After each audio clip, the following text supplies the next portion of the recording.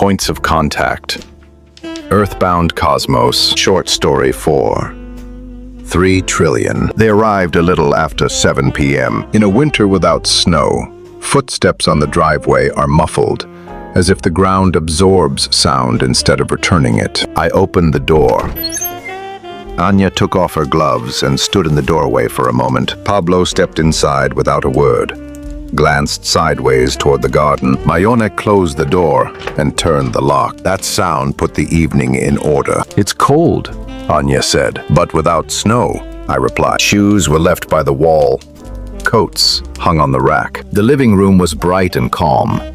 Books on the shelves, a large table, a sheet of paper and a pencil I'd placed there earlier. Beyond the windows, a dark garden, snowless, motionless, as if it were waiting. We sat down. I turned on the kettle. "This is not a conversation about space," I said immediately. "This is a conversation about the bill." Pablo raised his eyebrows. "We're starting with money?" "With scale," I answered. "Without it, everything sounds like an opinion." "How much?" Anya asked. "About $3 trillion, if you add everything up. America, Europe, Russia, China. Rockets, orbital stations, telescopes, missions, several decades of a single decision." Silence fell.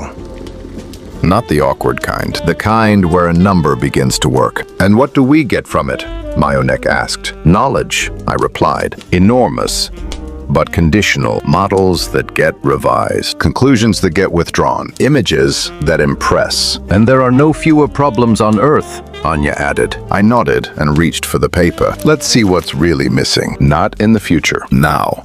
I drew a circle. Water. About 2 billion people have no safe access to drinking water. One proper well, $10,000. Anya looked at the paper. 300 million wells. "Yes," I confirmed. "Global demand covered, with surplus. In practice, the end of wars over water." Pablo shifted in his chair. "Wars don't start from ideas. They start from lack," Mayone said. "The rest is narrative." I slid the paper over. "Schools. Millions of children don't attend any. One school costs $1 million. 3 million schools," Anya said. "Too many."